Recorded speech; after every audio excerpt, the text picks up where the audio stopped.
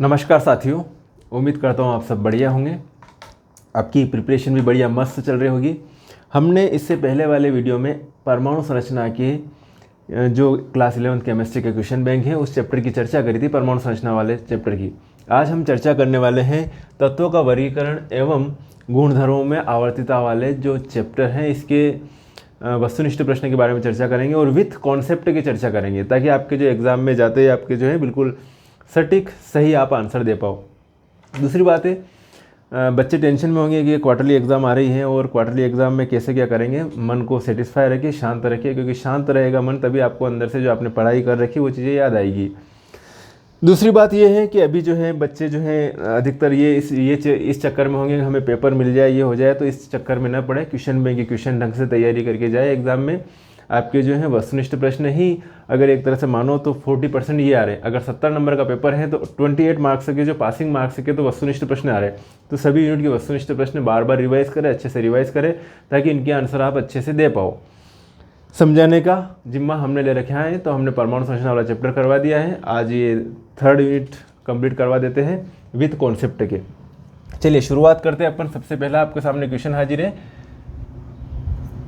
बहुविकल्पी। आपके सामने क्वेश्चन ये है कि बेरिलियम, बोरान, नाइट्रोजन और ऑक्सीजन के प्रथम आयनन विभव का क्रम, मतलब पहले इलेक्ट्रॉन को निकालने के लिए जो एनर्जी दी जाएगी वो सबसे ज़्यादा इनमें किन की होगी। आपके सामने आंसर तो दे रखे हैं, लेकिन इन आंसर को हमें समझने की ज़रूरत है। हम समझते हुए बात करेंगे। ये वाला क्रम दे रखा है, तो अगर आवर्त सारणी में अगर हम बात करें तो सबसे पहले जो है इधर बेरिलियम रहता है, बेरिलियम के बाद में बोरान आता है, बोरान के बाद में नाइट्रोजन आता है और नाइट्रोजन के बाद में ऑक्सीजन आता है। आपको क्रम ये बताया गया है कि इधर से इधर चल रहे हैं तो आयोनाइजेशन एनर्जी जो है इंक्रीज होती है। लेकिन यहाँ पर क्रम सही वाला कौन सा है? नाइट्रोजन है। नाइट्रोजन के बाद में कौन आएगा? ऑक्सीजन। तो सबसे ज़्यादा ऑक्सीजन की होनी चाहिए, लेकिन किसकी? नाइट्रोजन की ज़्यादा है। क्यों है? क्योंकि नाइट्रोजन का आधा कक्षक पूरा भरा हुआ है, तो स्टेबल कॉन्फ़िगरेशन हो गया। तो इन दोनों में ज़्यादा किसकी? नाइट्रोजन, और फिर ऑक्सीजन आ गया। फिर अब इन दोनों में बोरान की ज़्यादा होनी चाहिए, लेकिन इन दोनों में बोरान की ज़्यादा होनी चाहिए प्रथम आयन ऊर्जा, लेकिन बेरिलियम की ज़्यादा होती है। क्यों होती है? क्योंकि बेरिलियम का जो कॉन्फ़िगरेशन होता है, बेरिलियम का 1s2 2s2, और इसमें जो दोनों इलेक्ट्रॉन जोड़े में भरे रहते हैं, इस इलेक्ट्रॉन को निकालना मुश्किल है। जबकि बोरान की बात करेंगे तो इसका कॉन्फ़िगरेशन 1s2 2s2 और 2p1 होता है, तो इसमें से एक इलेक्ट्रॉन को निकालना आसान है।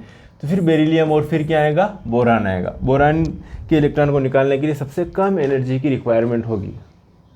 तो हम पढ़ाई तो करते केमिस्ट्री में, लेकिन एक्सेप्शन याद रखना जरूरी है। अपवाद कि कह दिया इधर से इधर आयनाइजेशन एनर्जी बढ़ रही है, ऑक्सीजन की सबसे ज़्यादा होनी चाहिए, लेकिन वापस रीज़न दे दिया कि नहीं, इन दोनों में नाइट्रोजन की ज़्यादा होगी और इन दोनों में वापस जो है बेरिलियम की ज़्यादा होगी, फिर बोरान की होगी। तो क्रम ये वाला सही है, तो ए वाला ऑप्शन इसका सही लगाना। एक तत्व जिसका परमाणु क्रमांक 11 है, तो परमाणु क्रमांक 11 वाला तत्व कौन सा है? सोडियम होता है। ठीक है, सोडियम जिसका परमाणु, इसके ऑक्साइड की प्रकृति होती है, ऑक्साइड Na2O। तो ऑक्साइड की प्रकृति जो होती है वो इसके ऑक्सीडेशन स्टेट +1 आएगी। वैसे +1 +2 वाले जो होते हैं क्षारीय होते हैं, तो यहाँ पर बी वाला ऑप्शन इसका सही होगा। कौन सा वाला? बी वाला। दिख भी रहा है वैसे, तो रिवाइज जल्दी से करिएगा। फिर अपन बात करें, तीसरा वाला है आपके पास में boron, carbon, nitrogen. Boron, carbon और नाइट्रोजन, इनमें जो है, इसको थोड़ा सही करते हैं ताकि दिखे आपको। हाँ, बोरान, कार्बन, नाइट्रोजन और ऑक्सीजन की इलेक्ट्रॉन बंधुता का क्रम है। भाई साहब, इनका इलेक्ट्रॉन बंधुता का क्रम बताना है। इसमें आंसर तो आपके पास में सीधे रखे हैं, तो इधर से इधर चलते हैं अपन, वापस वही क्रम देखते हैं अपन। सबसे पहले कौन आता है? बोरान आता है। बोरान के बाद में पीरियोडिक टेबल में कौन आता है? कार्बन, जिसका परमाणु क्रमांक 6 होता है। फिर नाइट्रोजन आता है, जिसका परमाणु क्रमांक 7, और ऑक्सीजन आता है 8। हमें ये कहा गया है कि इलेक्ट्रॉन एफिनिटी इधर से इधर बढ़ती है, तो सबसे ज़्यादा किसकी होनी चाहिए? ऑक्सीजन की। तो वेरी गुड, ऑक्सीजन की सबसे ज़्यादा है। मान लिया अपने ऑक्सीजन की सबसे ज़्यादा। इलेक्ट्रॉन एफिनिटी की बात कर रहे हैं, आयनन ऊर्जा की बात नहीं कर रहे। अब हम ये कहें कि इन दोनों में से किसकी होगी? सबसे ज़्यादा तो ऑक्सीजन की है ही, लेकिन दोनों में से किसकी होगी? तो नाइट्रोजन का क्या होता है? अर्धकक्षक पूरा होता है। नाइट्रोजन से 1s2 2s2 2p3। तो ये इलेक्ट्रॉन को ग्रहण करने में कोई इंटरेस्ट नहीं दिखाता, तो इसलिए अब कौन हो जाएगा? कार्बन। और कार्बन के बाद में फिर कौन आएगा? बोरान। और नाइट्रोजन की सबसे कम इंटरेस्ट रहता है, तो नाइट्रोजन सबसे बाद में आएगा, क्योंकि इसका अर्धकक्षक पूरा है इसलिए। तो क्रम ये वाला है, oxygen, then carbon, then boron, then nitrogen. ठीक है, समझ में आ रहा होगा। चलिए अगला है आपके सामने हाजिर है क्वेश्चन, सबसे अधिक आयनिक त्रिज्या किसकी है? जे हो। तो यहाँ पे आयनिक त्रिज्या निकालना है अपने को। कॉन्सेप्ट ये है कि सबसे पहले लिया अपने कार्बन, कार्बन का परमाणु क्रमांक कितना होता है? 6 होता है। फिर ऑक्सीजन, ऑक्सीजन का परमाणु क्रमांक 8, फिर नाइट्रोजन परमाणु क्रमांक 7 और मैग्नीशियम परमाणु क्रमांक इसका 12 होता है। ओके, अब इनमें इलेक्ट्रॉन की बात, यहाँ पर आ जाए C4 माइनस और यहाँ पर आ जाए O2 माइनस और यहाँ पे आ जाए N3 माइनस और यहाँ पर आ जाए Mg2 प्लस। अगर इनके इलेक्ट्रॉन की बात करें तो इसके अंदर इलेक्ट्रॉन कितने हो गए? 6 और 4 10 इलेक्ट्रॉन, इसमें भी 10 इलेक्ट्रॉन, इसमें भी 10 इलेक्ट्रॉन, इसमें भी 10 इलेक्ट्रॉन।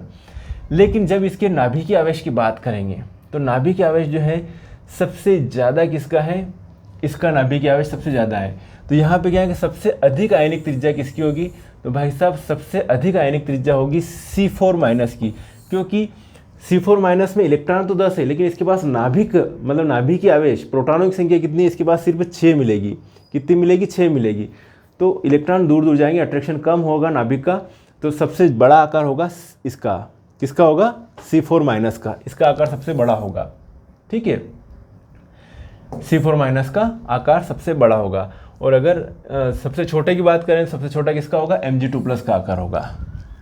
आवर्त सारणी में किसी आवर्त में नीचे की ओर जाने पर कौन सा गुण नहीं बदलता है? जैसे जैसे किसी आवर्त सारणी में नीचे की ओर चल रहे भैया, कौन सा गुण नहीं बदलता है? तो संयोजी इलेक्ट्रॉन जो रहते हैं वो सेम रहते हैं। जैसे प्रथम ग्रुप में सभी में संयोजी इलेक्ट्रॉन 1 रहता है, द्वितीय ग्रुप में 2 रहते हैं।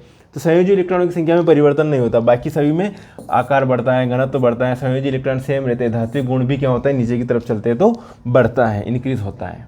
मेरी बात समझ में आई? ये है भैया, अच्छे से कर लीजिएगा एग्ज़ाम के लिए प्रिपरेशन, है ना। केमिस्ट्री है ये। लिथियम मैग्नीशियम के रासायनिक व्यवहार में समानता प्रदर्शित करता है, क्योंकि लिथियम मैग्नीशियम से रासायनिक व्यवहार में समानता प्रदर्शित करता है। क्यों करता है भैया? जल्दी से बताइए। समान आकार लिथियम। अब यहाँ पर विकर्ण संबंध, अगर विकर्ण संबंध का क्वेश्चन याद होगा तो आप आसानी से करोगे। जैसे लिथियम और यहाँ पे आता है सोडियम और बेरिलियम और यहाँ पे आता है मैग्नीशियम। तो होता क्या है कि ये और ये, इन दोनों में क्या होता है? विकर्ण संबंध। और विकर्ण संबंध के कारण बहुत सारे इनके गुण प्रॉपर्टीज मिलते हैं। समान आकार होता है, क्योंकि इधर से इधर चलते साइज कम होता है, फिर इधर से इधर चलते बढ़ता है, तो इसका और इसका साइज समान हो गया। समान विद्युत ऋणात्मकता होती है और समान उच्च ध्रुवण क्षमता होती है। तो ये सी वाला ऑप्शन सही होगा। देन नेक्स्ट, निम्न में से किन तत्वों के युग्म में उनकी बाहरी कोश में उपस्थित इलेक्ट्रॉनों की संख्या बराबर है? निकालो रे भाई, इलेक्ट्रॉनों की संख्या बराबर है किसमें? आपके सामने ऑप्शन दे रखे हैं, ए वाला ऑप्शन उधर है भैया, ध्यान रखना। इलेक्ट्रॉनों की संख्या समान है। निम्न में से किन तत्वों के युग्म में उनके बाहरी कोश में इलेक्ट्रॉनों की संख्या? तो सेम ग्रुप के होंगे, उनमें सेम होगी। तो ये तो सेम ग्रुप है ही नहीं, इसमें इलेक्ट्रॉनों की संख्या 1 है, इसमें 2 है। बोरान एल्यूमिनियम, वो क्या है? नाइट्रोजन और ऑक्सीजन अलग अलग ग्रुप के एलिमेंट है। ठीक है, ये है नाइट्रोजन, फास्फोरस, आर्सेनिक, एंटीमनी और बिस्मथ। तो आर्सेनिक और बिस्मथ सेम ग्रुप के हैं, समूह 13 के हैं। तो इनमें जो है बाहरी कोश में इलेक्ट्रॉनों की संख्या सेम होगी। कितनी होगी बाहरी कोश में? इनमें NS2 NP3 होती है। तो सभी में बाहरी कोश में इलेक्ट्रॉनों की संख्या इसमें भी 5 होगी और इसमें भी 5 होगी। ओके, तो ये वाला सी वाला ऑप्शन इसका सही होगा। चलो, सी वाला ऑप्शन सही है। अब ये निम्नलिखित में से उभयधर्मी ऑक्साइड है। ध्यान रखना बेटा, उभयधर्मी ऑक्साइड, अगर आपको ऑक्सीडेशन स्टेट निकालना आता है तो आप उभयधर्मी ऑक्साइड की बात भी कर सकते हो। जैसे कि +1 और +2 ऑक्सीडेशन जिसकी आए तो उनको कह देना कि भैया ये क्षारीय है, मोटे मोटे तौर पर। कुछ अपवाद भी मिलेंगे वापस। ये है उभयधर्मी, +3 ऑक्सीडेशन आए तो उभयधर्मी, और ऊपर आए +4 +5 तो इनकी बता देना मोटे मोटे तौर पर ये अम्लीय ऑक्साइड होते हैं, मोटे मोटे तौर पर। कुछ एक्सेप्शन अलग निकल जाएंगे। तो यहाँ पर Al2O3 जो है, Al2O3, इसकी ऑक्सीडेशन स्टेट 2x + 3 × -2 = 0, x = 3 दूनी 6/2, मतलब कितनी आ रही है? +3 ऑक्सीडेशन स्टेट आ रही है। +3 मतलब उभयधर्मी, तो Al2O3 उभयधर्मी ऑक्साइड। इसकी +2 आएगी, ठीक है, इसकी +1 आएगी और इसकी भी +2 आएगी। तो उभयधर्मी कौन सा हो गया? Al2O3, +3 ऑक्सीडेशन स्टेट आएगी इसकी। चलिए वर्ग में ऊपर से नीचे क्या करें, ऊपर से नीचे चलो भाई, में को जाने पर कौन सा गुण सदैव बढ़ेगा, परमाणु त्रिज्या बढ़ेगी भैया। आयनन विभव जो है नीचे चलने पर बढ़ेगा, बिल्कुल सही बात है। इलेक्ट्रॉन बंधुता जो है वो जो है ऊपर से नीचे जाने पर कौन सा गुण सदैव बढ़ेगा, ठीक है। परमाणु त्रिज्या हमेशा के तौर पर, और बाकी एक्सेप्शंस हो सकते हैं, लेकिन परमाणु त्रिज्या का जो वैल्यू है वो हमेशा बढ़ता ही जाएगा, नीचे चलेंगे। क्या होगा, पहली कक्षा में एक इलेक्ट्रॉन, मतलब पहली कक्षा में एक ही कोश है, दूसरी कक्षा में 2 कोश मिलेंगे, तीसरी कक्षा में 3 मतलब फर्स्ट जो आवर्त है उसमें एक ही कोश रहेगा, दूसरा आवर्त में 2, तीसरा आवर्त में 3 कोश। जैसे जैसे नीचे चलेंगे वैसे वैसे कोशों की संख्या या कक्षाओं की संख्या बढ़ती जाती है, तो आकार भी स्वाभाविक है कि बढ़ता जाएगा, ठीक है। इनको ढंग से करिएगा, ईमानदारी से पढ़ाई कीजिएगा। मतलब केमिस्ट्री है ये, केमिस्ट्री में घबराना नहीं है। समझ में आ जाए तो केमिस्ट्री से सरल कुछ नहीं है, और नहीं समझ में आए तो केमिस्ट्री से बेकार भी कुछ नहीं है। इसलिए हमें समझने की ज़रूरत है, सिटिंग लगाने की ज़रूरत है, बैठक लगाने की ज़रूरत है, ठीक है। होता क्या है कि हम साल भर पढ़ाई नहीं करते और अचानक सोचते हैं कि आज के आज हम जो है सारी चीज़ें कर ले कंप्लीट। धीरे धीरे सारी चीज़ें कंप्लीट होती है ना, धीरे धीरे सारी चीज़ें कंप्लीट हो जाएगी। परवाह नहीं करना, टेंशन नहीं लेना। चलिए आगे बढ़े।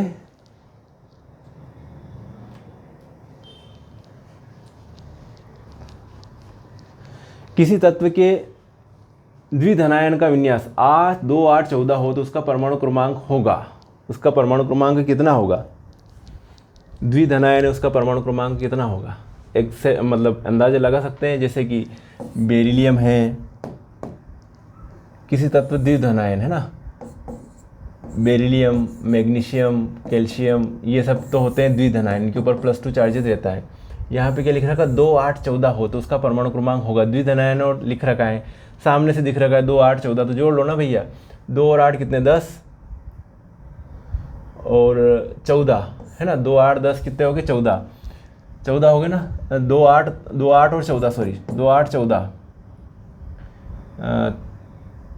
2, 8 और 14 जोड़ लीजिए, 4 और 6, 6 और 8 कितने, 24 किसका परमाणु क्रमांक है, और 2 धनायन है उसमें, है ना, 2 धनायन है तो उसका परमाणु क्रमांक तो जो भी है, स्कैंडियम, टाइटेनियम, वेनेडियम, क्रोमियम और मैग्नीज का परमाणु क्रमांक है आयरन का परमाणु क्रमांक है 26। आयरन का कितना परमाणु क्रमांक होता है, 26 होता है। अब Fe2+ की बात करें तो Fe2+ में 2 इलेक्ट्रॉन कम हो जाएंगे, मतलब ये इलेक्ट्रॉनिक विन्यास हो जाएगा इसका 2, 8 और 14, ये वाला कॉन्फ़िगरेशन आ जाएगा Fe2+ का, ठीक है। Fe का क्या आएगा, 2, 8, 14 और 2, ये कॉन्फ़िगरेशन Fe का आएगा, और Fe2+ का ये हो जाएगा। तो कुल मिला के ये Fe2+ की बात चल रही है, और उस तत्व का परमाणु क्रमांक कितना हो जाएगा, 26 आ जाएगा। कितना आ जाएगा, 26 आ जाएगा। एक वर्ग में ऊपर से नीचे जाने पर, किसी वर्ग में, किसी समूह में ऊपर से नीचे जाने पर हम क्या बात करेंगे, किसी वर्ग में ऊपर से नीचे जाने पर होगा भैया, अपचायक सामर्थ्य जो है वो क्या होती जाती है, बढ़ती जाती है ना। अपचायक सामर्थ्य जो है वो क्या होती जाती है, बढ़ती जाती है, मतलब इलेक्ट्रॉन देने की प्रवृत्ति क्या होती जाती है, बढ़ती जाती है। तो बी वाला ऑप्शन इसका सही होगा। चलिए, इलेक्ट्रॉन बंधुता सर्वाधिक किसकी है, तो ध्यान रखिएगा। और पूरे पेरियोडिक टेबल में अगर सबसे ज़्यादा इलेक्ट्रॉन एफिनिटी है, सबसे ज़्यादा अगर इलेक्ट्रॉन बंधुता है तो भाई साहब वो है क्लोरीन की है। और सबसे ज़्यादा विद्युत ऋणात्मकता की बात करोगे तो वो किसकी मिलेगी आपको, फ्लोरीन की। प्रबलतम अक्षीकारक है, सबसे प्रबलतम अक्षीकारक कौन है, फ्लोरीन है, जो इलेक्ट्रॉन को खींचने की प्रवृत्ति रखता है। क्या करता है, इलेक्ट्रॉन को खींचने की प्रवृत्ति है, तो वो क्या है, प्रबलतम अक्षीकारक है। अगला है, दिए गए कक्ष के लिए परिरक्षण प्रभाव का क्रम कौन सा है, तो क्या होता है परिरक्षण प्रभाव, तो सबसे ज़्यादा जो परिरक्षण प्रभाव होता है वो S का होता है, देन P, देन D और देन F, ये क्रम होता है परिरक्षण प्रभाव का क्रम। चलिए आगे, कार्बन, नाइट्रोजन और ऑक्सीजन के परमाणुओं की ऑक्सीजन आयनन ऊर्जाओं की तुलना का सही क्रम है। वापस आ गया भैया, आपके पास में एक तो दे रखा कार्बन, एक दे रखा नाइट्रोजन और एक दे रखा ऑक्सीजन। 6, 7 और 8, इधर से इधर आयोनाइजेशन एनर्जी बढ़ती है, मोटे मोटे तौर पर बढ़ती है, लेकिन अपवाद आ गया वापस। तो अब पहले इन दोनों की बात करते हैं। तो इन दोनों में किसकी आयनन ऊर्जा ज़्यादा होगी भैया, तो आयनन ऊर्जा ज़्यादा होगी नाइट्रोजन की। इन दोनों में किसकी आयनन ऊर्जा ज़्यादा होगी? नाइट्रोजन की। और कार्बन की कम है किससे? नाइट्रोजन की। और नाइट्रोजन की आयनन ऊर्जा ज़्यादा है किससे? ऑक्सीजन से। तो ये कहाँ पे सेट हो रहा है? ये बी वाला ऑप्शन सेट हो रहा है। ओके, चलिए, निम्न में से कौन सा कथन असत्य है? निम्न में से कौन सा कथन गलत है? गलत बता दिया भैया। कौन सा कथन गलत बताओगे आप? नाइट्रोजन का आयनन विभव ऑक्सीजन से अधिक होता है। हाँ, होता है बिल्कुल, अर्धकक्षक पूरा होता है इसलिए। फ्लोरीन की इलेक्ट्रॉन बंधुता क्लोरीन से अधिक है। गलत है, क्लोरीन की ज़्यादा होती है। तो ये वाला ऑप्शन जो है असत्य है। सबसे ज़्यादा इलेक्ट्रॉन बंधुता किसकी होती है? पेरियोडिक टेबल में हम बात करेंगे तो क्लोरीन की होती है। ठीक है, किसकी होती है? रिपीट कीजिए, क्लोरीन की। आगे बढ़े, रिक्त स्थानों की पूर्ति कीजिए, फिल इन द ब्लैंक। चलिए, ऑक्सीजन की परमाणु त्रिज्या होती है। ऑक्सीजन की परमाणु त्रिज्या होती है, क्या होती है? नाइट्रोजन से क्या होती है? कम होती है कि ज़्यादा होती है? तो इधर से इधर चलेंगे, नाइट्रोजन और फिर आएगा ऑक्सीजन। तो जब एटॉमिक रेडियस की बात आती है तो इधर से इधर क्या होती जाती है? कम होती जाती है। तो ऑक्सीजन की परमाणु त्रिज्या नाइट्रोजन से क्या होती है? कम होती है। याद रखना, क्या होती है? कम। जब किसी गैसीय परमाणु का एक इलेक्ट्रॉन जोड़ा जाता है तो निकलने वाली ऊर्जा को क्या कहते हैं? है ना, इलेक्ट्रॉन का जुड़ना। जब किसी गैसीय परमाणु में एक इलेक्ट्रॉन जोड़ा जाता है, जैसे कोई भी विलिखित गैसीय परमाणु है, एक इलेक्ट्रॉन ऐड किया जा रहा है, तो यहाँ पर ये किसमें? ए माइनस में कन्वर्ट हो रहा है। और इसको यहाँ पर जो ऊर्जा उत्सर्जित होगी उसको इलेक्ट्रॉन एफिनिटी कहेंगे, इलेक्ट्रॉन बंधुता कहेंगे। मैग्नीज तत्व उदाहरण है, किसका उदाहरण है? मैग्नीज तत्व डी ब्लॉक एलिमेंट का उदाहरण कहो तो भी सही है, और संक्रमण तत्व कहो तो भी सही है।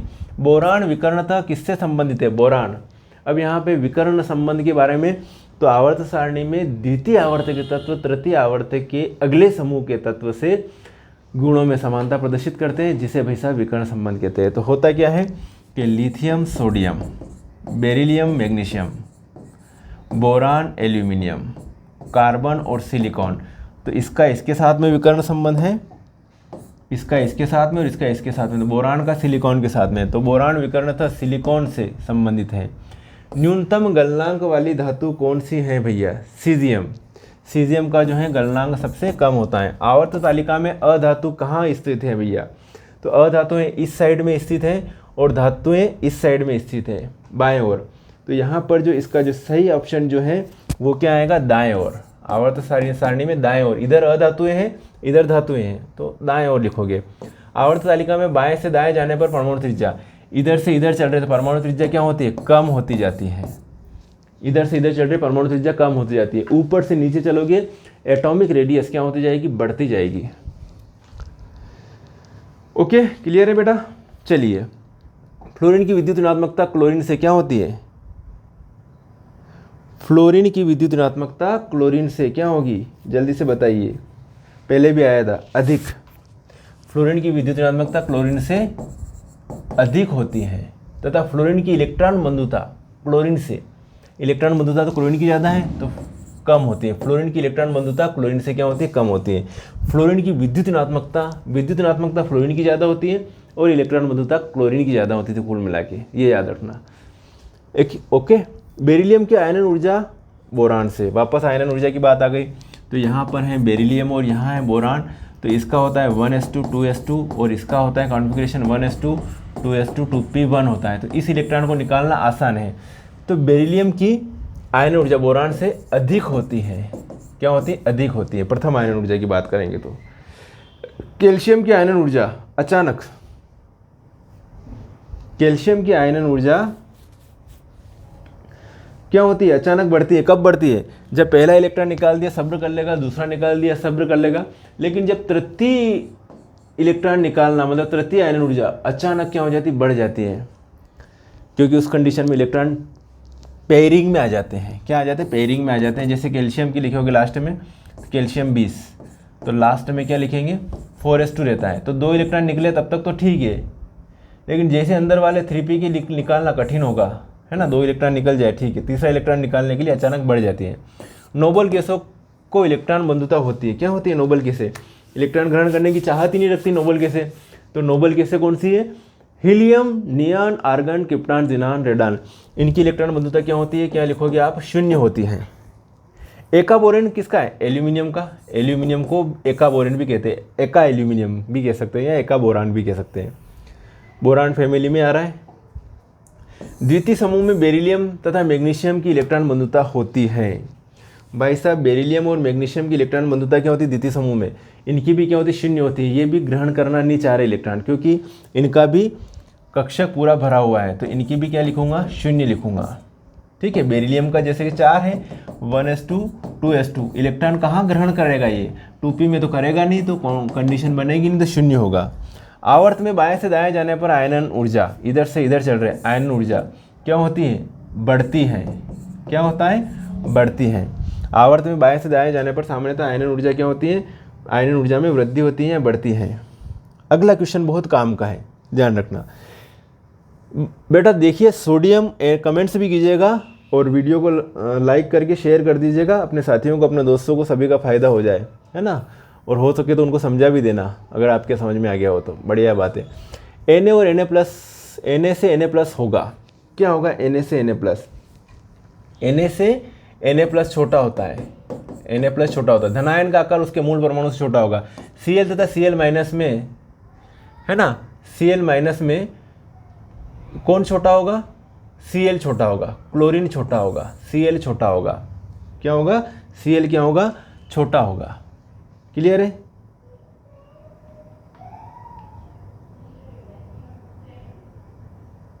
Cl क्लियर है, Cl तथा Cl में, क्योंकि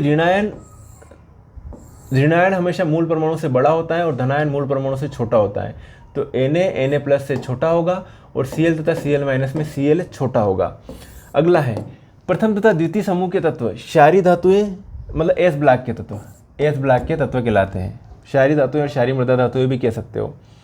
19वां, लिथियम एवं मैग्नीशियम तथा बेरिलियम में एल्यूमिनियम के गुणों में समानता का पाया जाना। तो देखिए lithium, sodium, beryllium, magnesium, boron और एल्यूमिनियम, तो यहाँ पर बेरिलियम और एल्यूमिनियम और लिथियम और मैग्नीशियम, इनके बीच में क्या है, विकर्ण संबंध। कौन सा होता है, विकर्ण संबंध के कारण समानता पाई जाती है। तो यहाँ पर क्या आएगा, विकर्ण संबंध आएगा 19 के लिए। बेटा जी चले 19वां, लिथियम और मैग्नीशियम तथा बेरिलियम और एल्यूमिनियम के गुणों में समानता का पाया जाना, विकर्ण संबंध। 20वां, आवर्त में बाएं से दाएं जाने पर परमाणु के आकार में क्या होती है, कमी। इधर से इधर चलेंगे परमाणु के आकार क्या होगा, कम, ऊपर से नीचे चलेंगे बढ़ेगा। ठीक है, ये हो गया भैया पूरा 20 के 20 आपके जो हैं रिक्त स्थान हो गए। आगे बढ़ते हैं, अब हम चर्चा करेंगे इसमें किसकी, इसकी चर्चा करें, एक शब्द निम्नलिखित प्रश्नों के एक शब्द वाले आंसर की। Mg2 प्लस में Na प्लस में से किसका आकार छोटा होगा, बता देते हैं किसका आकार छोटा होगा। इधर से इधर चल रहे हैं, ये Na है और ये Mg है, ठीक है,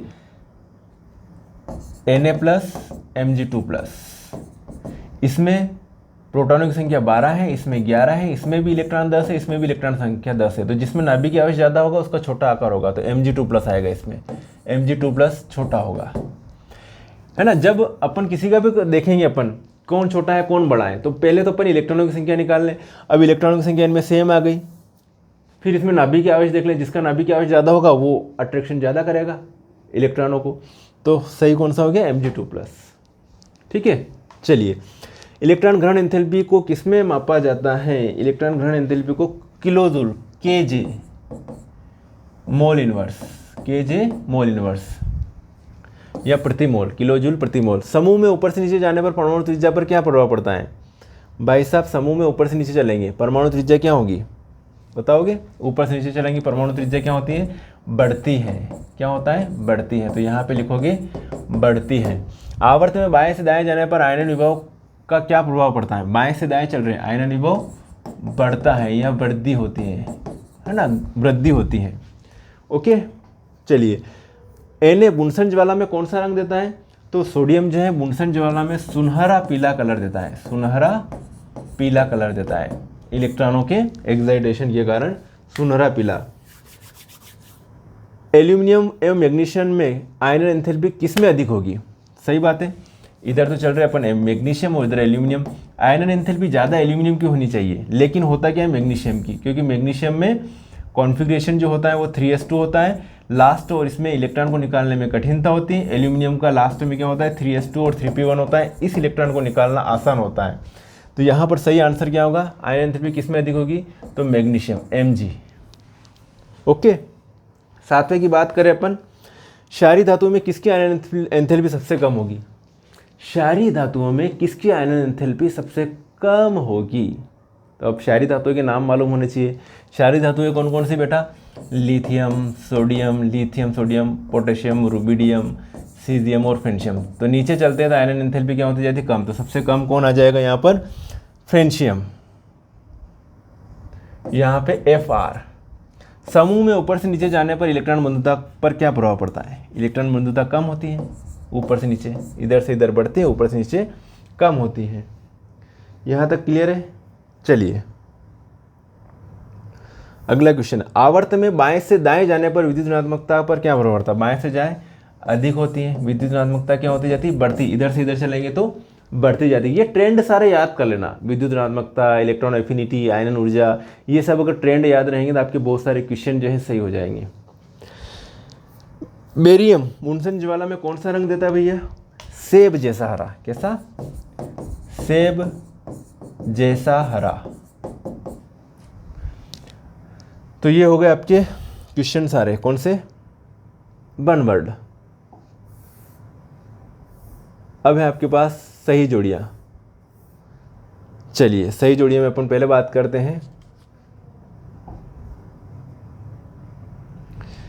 पहले का कौन सा आंसर आएगा, परमाणु भार पर आवर्त सारणी कौन सी आएगी, परमाणु भार पर आवर्त सारणी कौन सी है, परमाणु भार के आधार पर आवर्त सारणी मेंडलीफ की। तो सी वाला ऑप्शन, यहाँ पे सी वाला मेंडलीफ की आवर्त सारणी लिख देना। परमाणु संख्या पर आधारित आवर्त सारणी, बोर की आवर्त सारणी, तो यहाँ पर ए बोर की आवर्त सारणी होगी। विद्युत ऋणात्मकता 4 किसकी होती है भैया, फ्लोरीन की होती है, तो यहाँ बी फ्लोरीन। सामान्य इलेक्ट्रॉनिक विन्यास N-1 D 1 से 10 और NS12 किसका होता है भैया, संक्रमण तत्वों का, तो यहाँ पर ई लिख देना, ई और फिर संक्रमण तत्व लिख देना। ये सभी क्या है, इनमें इलेक्ट्रॉनिक संख्या समान है, सभी में 10 इलेक्ट्रॉन है, सम इलेक्ट्रॉनिक। क्या हो जाएंगे ये, सम इलेक्ट्रॉनिक। तो कौन सा वाला, डी वाला ऑप्शन इनके लिए सही होगा, सम इलेक्ट्रॉनिक। लिख लोगे, पूरा लिखना है ना, पूरा सिर्फ ऐसे नहीं, एग्जाम में करो तो उसके सामने लिख के ऑप्शन लिख के उसके सामने पूरा लिखना। जैसे कि इसके सामने परमाणु भार पर आधारित आवर्त सारणी, तो सी वाला ऑप्शन लिखोगे, मेंडलीफ की आवर्त सारणी तो सी, फिर मेंडलीफ की आवर्त सारणी, ऐसे लिख के आना एग्जाम में। क्लियर है। चलिए अगली सही जोड़ी देखते हैं। न्यूलैंड ने दिया था क्या, कौन सा नियम दिया था भैया, अष्टक नियम, तो सी वाला, तो पहले का सी वाला, अष्टक नियम, अष्टक नियम। मेंडलीफ की आवर्त सारणी में क्या है, 7 क्षैतिज खाने और 9 ऊर्ध्वाधर, तो इसका कौन सा आएगा, डी वाला, 7 क्षैतिज खाने और 9 ऊर्ध्वाधर। आधुनिक आवर्त सारणी में क्या है, 7 क्षैतिज खाने, ये बी वाला ऑप्शन, 7 क्षैतिज खाने और 18 ऊर्ध्वाधर खाने। वर्ग 1 को क्या कहते हैं, क्षारीय धातु है, तो ई वाला सही है। वर्ग 2 को क्या कहते हैं, क्षारीय मृदा धातु है, तो ए वाला सही है। ठीक है, ऐसे लिख के आना पूरा। तो ये हो गया आपकी सही जोड़ियाँ। वीडियो काफ़ी बड़ा हो रहा है, सी वाली सही जोड़ियाँ करते हैं अब। कौन सी उत्कृष्ट गैस है भैया, बताओ इसमें, नियॉन, तो डी है, इसका नियॉन आएगा, क्या आएगा, नियान। कौन सा हेलोजन है इनमें, क्लोरीन, तो सी क्लोरीन, Cl। कौन सा क्षार धातु है इसमें, क्षार धातु पोटेशियम, तो बी वाला ऑप्शन पोटेशियम, पोटेशियम लिखना है यहाँ पर। और कौन सा 4 संयोजकता वाला तत्व है, तो ए कार्बन, 4 संयोजकता वाला तत्व है, कार्बन की संयोजकता 4 होती है।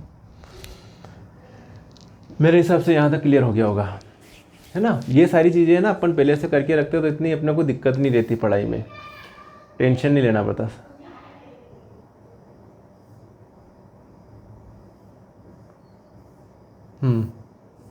अब है आपके पास में एक और लास्ट, ये वाला। चलिए मेरे हिसाब से ये भी आप बताओगे सही।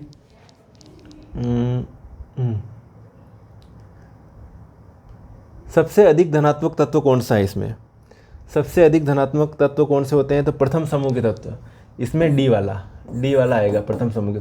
सबसे अधिक ऋणात्मक तत्व कौन से? सातवां समूह, तो यहाँ पे सी, सातवां समूह भी कह सकते हैं, सातवां भी हो सकता है और ये 17वां समूह भी कहते हैं इसी को वैसे, तो सातवां भी कह दो 17वां भी कह दो, कोई दिक्कत नहीं है।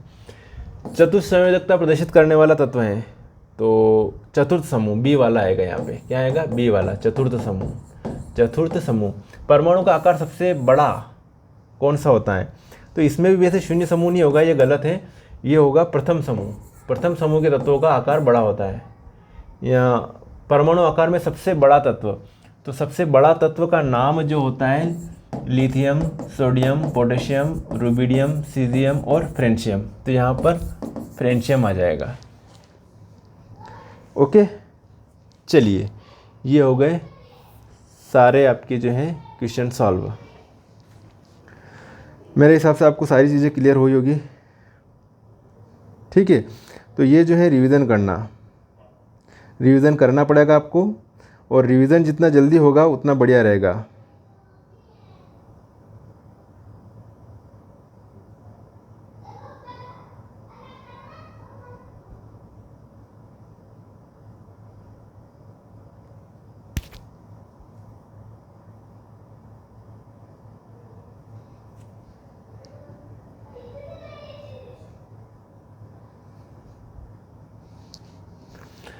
ठीक है, तो ये जो सारे जो कॉन्सेप्ट हैं आपके क्लियर हो गए होंगे, और कॉन्सेप्ट अगर क्लियर है तो आपको पढ़ने में मज़ा आएगा। तो मिलेंगे साथियों फिर नेक्स्ट वीडियो में नेक्स्ट टॉपिक के साथ। तब तक के लिए ओके बाय, और सिस्टमेटिक तरीके से पढ़िएगा। सभी को बेस्ट ऑफ लक। वीडियो को अपने दोस्तों को, साथियों को शेयर कीजिएगा, डिस्कस कीजिएगा, और ये भी अगर आप पढ़ो तो एक दूसरे को सुनाते हुए पढ़िएगा कि चलो मैंने सारे याद कर लिए, इसका आंसर क्या है ये मेरे को पता है। इस तरीके से याद करोगे तो आपको जो है एग्ज़ाम में जल्दी सारी चीज़ें रिमाइंड होगी। ठीक है, मिलेंगे नेक्स्ट वीडियो में, तब तक के लिए ओके बाय, जय हिंद।